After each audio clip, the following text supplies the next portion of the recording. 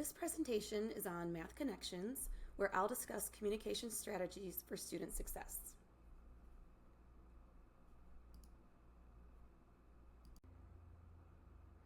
Hi, I'm Tyra from Algebra and Beyond.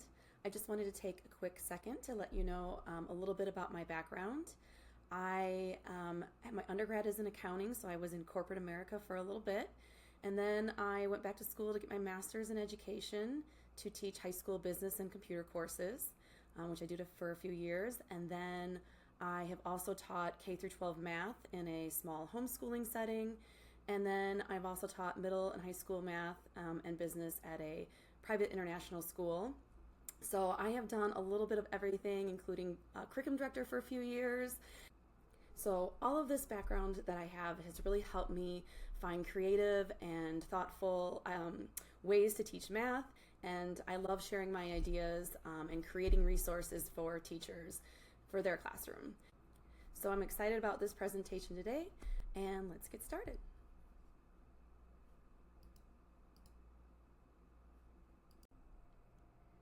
All right, before we get started today, I want to let you know that there are 4 handouts available for download that go along with this session.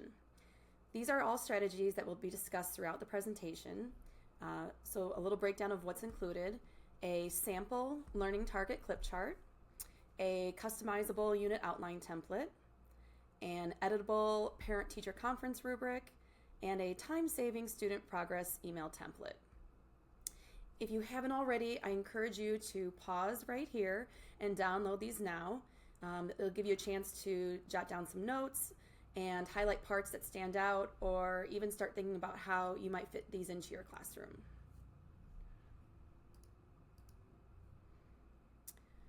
All right, there are 2 forms of communication that we're going to discuss: communication to students and communication with their parent or guardian.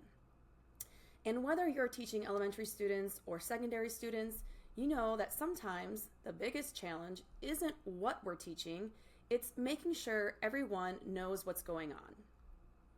In supporting student success, effective communication is essential, both with students to clarify what they are learning and with their guardian to keep them informed and engaged in their child's academic journey. Today we will explore strategies for both audiences to strengthen the learning connection. All right, let's start with our communication to students. As a parent, I've had that moment where I ask my child, "What are you learning in math right now?" And I get the classic response, "I don't know." It's really frustrating, right? We want our kids to feel connected to their learning, but sometimes they honestly don't have a clear picture of what's going on. That experience has really shaped how I approach communication in my own classroom. Therefore, one of the most important questions we can help students answer is, what are we learning? When students know what the learning goals are, they're more focused, motivated, and able to take ownership of their progress. Here are 3 strategies I suggest to keep students informed and on track. The first one is learning target charts to make goals visible, clear, and interactive. A unit of study outline that provides structure, transparency, and is interactive. A learning management system for instant access to daily lessons, assignments, and catch-up resources. This provides a consistent and interactive way to communicate with students.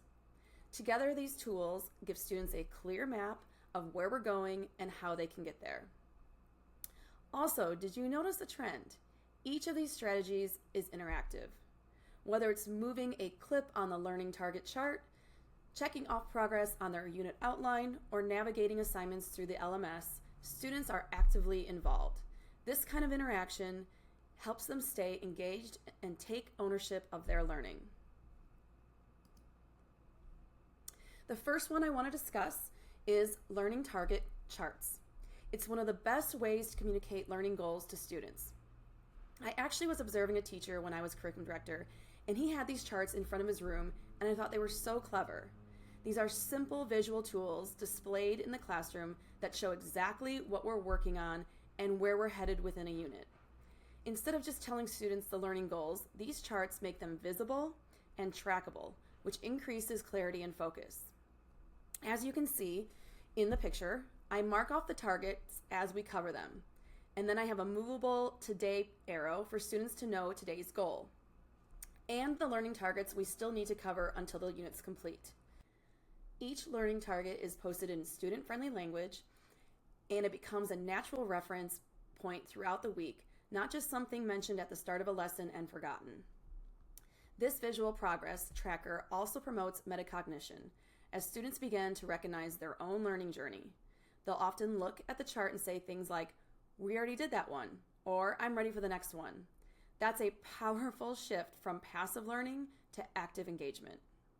Most importantly, learning target charts empower students to answer that big question, what are we learning? With confidence and clarity. It sets the tone that learning targets aren't just for the teacher, they're a shared goal that the whole class is working toward together. If you teach linear equations, I've included a sample learning target clip chart for that unit in the files from this presentation, so you can try it out in your own classroom. This really is a simple tool that can make a big impact on how clearly and confidently students understand their progress in a unit. All right, another helpful communication strategy is the use of unit outlines. Whether you're using a textbook, interactive notebooks, guided notes, or some other form of curriculum, having an outline for each unit of study really helps with clear communication. These are checklist-style organizers that can include lesson numbers, topics, due dates, and homework assignments. I give the outline to students at the beginning of each unit, so they have a clear picture of where we're going right from day one. I start by filling in the lesson number, topic, and learning target, which you'll see in the photo below. Then students take responsibility for filling their homework and due dates as we go. This creates a collaborative routine that keeps students accountable and gives them a reliable reference point, especially useful when they've been absent or want to review. These outlines are also great for helping students manage their time and develop planning skills. They reduce that overwhelmed feeling by breaking the unit into manageable pieces and let students visually track their progress as they move through the content. I have also included an editable template of this unit outline in the presentation handouts. You can easily customize it, add rows, columns, or change the layout to best fit your students' needs and your teaching style. It's a great tool, like I said, to keep everything organized and have a good flow. The last student strategy is a learning management system, also known as an LMS. Most schools today have some sort of learning management system in place, and if yours doesn't, I highly recommend finding one that works for you. A free and easy option is Google Classroom, which is what I use. It's simple to set up and integrates well with other Google tools I already use. I use Google Classroom to post daily updates, share class handouts, and makeup work. So if a student is absent, they can still stay on track. I also love using it to share videos for extra help or clarification. Sometimes I make my own videos, and other times I find great YouTube videos that align with the lesson. I also find it helpful to keep a spreadsheet of saved videos by topic so I can quickly reuse them year after year. This kind of platform is a powerful communication tool. It keeps students informed about what's happening in class, helps them take responsibility for their learning, and reduces the number of "what did I miss" questions. It creates a consistent and predictable space where students can get answers, stay organized, and feel supported. In today's classrooms, where students have varied needs and schedules, this kind of clear, ongoing communication is essential, not just for convenience, but for student success. When students know what they're learning, where they're headed, and how to stay caught up, they feel more confident and in control. The three strategies I discussed, clip charts, unit outlines, and a learning management system, are a few strategies that work well together to create a classroom culture of clarity, consistency, and ownership. So next time someone asks your students, what are you learning in math? We're aiming for something better than, I don't know. Let's help them say, we're working on linear equations and I can tell you exactly what we're doing next. That's the power of strong communication. All right, now let's shift to communication with parents or guardians. Just like students need clarity and connection, parents need to feel informed and involved. One of the most important questions families want answered is, how is my child doing in school, or in our case, math class? When families are kept informed about their students' progress, they feel more connected, more confident, and better equipped to support learning at home. Here are 3 strategies I suggest to keep families informed and engaged. Parent-teacher conference rubric shows progress on learning targets. Student reflection sheets that involve students in sharing their own learning journey. Quarter or semester emails to provide ongoing updates and keep the lines of communication open. Together, these tools build trust, promote transparency, and create a strong school-home connection that supports student success. The first one is parent-teacher conference rubric. At my school, parent-teacher conferences are 15 minutes long, so I always want to make the most of that time and keep the conversation focused. The best strategy I found is using a rubric that clearly outlines student progress on learning targets and other key performance areas. This tool helps me explain exactly where a student stands in each unit, whether they're exceeding expectations, on track, or still developing. It's clear, visual, and easy for families to understand, even if they're not familiar with all the math content. Parents always appreciate walking away with a snapshot of their child's progress, not just a verbal update. It's also incredibly useful for families who can't attend the conference in person. I can fill it out digitally and send it via email, so no one misses out on the important communication. I have also included an editable version of this rubric in the presentation download, so you can fit it to your units and grading system or school style.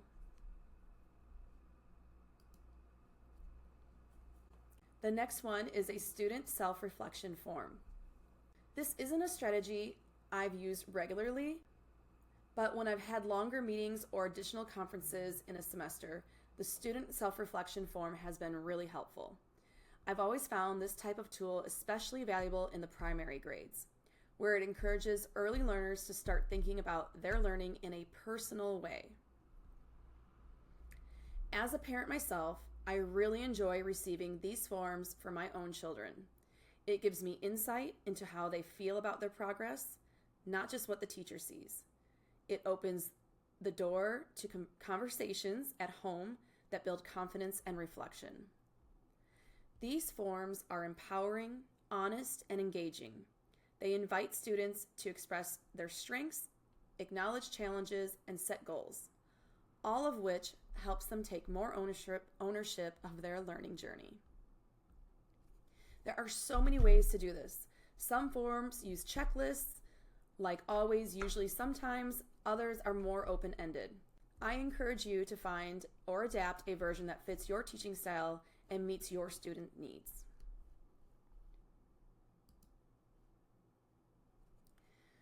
All right, this next strategy is one of the quickest and most effective ways I found to keep families informed without having to schedule an in-person meeting. You can send a short progress email, one per student, per semester, or even once per quarter, if you have a smaller class size. You can batch a few students at a time so it's manageable. You can also use ChatGPT to help create a time-saving email template that is super flexible. You can even ask it to tweak the tone or wording depending on the student or situation.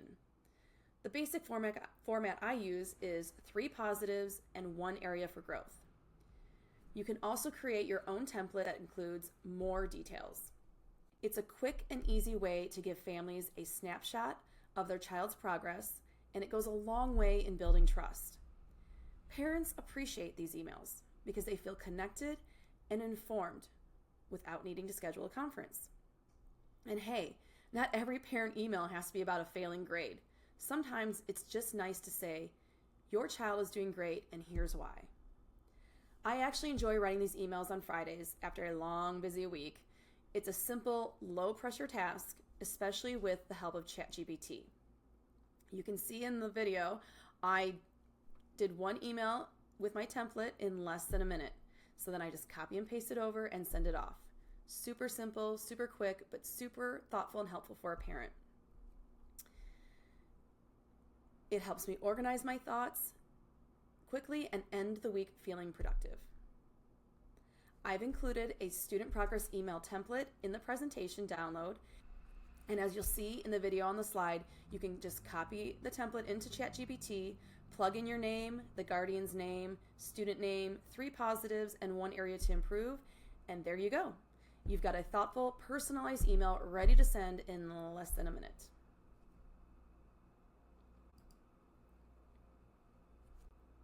Just like students need clarity to stay engaged, parents need clear, thoughtful communication to stay connected.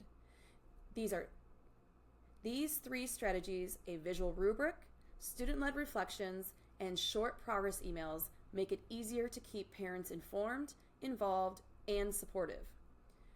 When communication flows smoothly, parents become true partners in learning, and that support can make all the difference. Ultimately, communication isn't just a strategy, it's the bridge between our intentions and our impact. Whether we're talking to students or parents, the goal is the same: to create a learning environment where everyone feels informed, included, and empowered.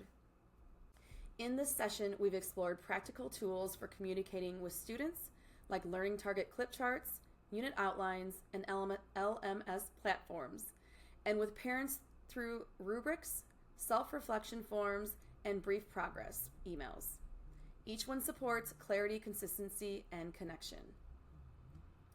Just a quick reminder, don't forget to download the presentation handouts, which include everything you need to get started: a sample learning target clip chart, a customizable unit outline template, an editable parent-teacher conference rubric, and a time-saving student progress email template. These resources are designed to be simple, adaptable, and ready to use, so you can bring strong communication into your classroom right away. Thank you so much for joining me today. I hope you leave with ideas you're excited to try and the tools to make it easy. And remember, even small, consistent communication can lead to big growth. Thanks again.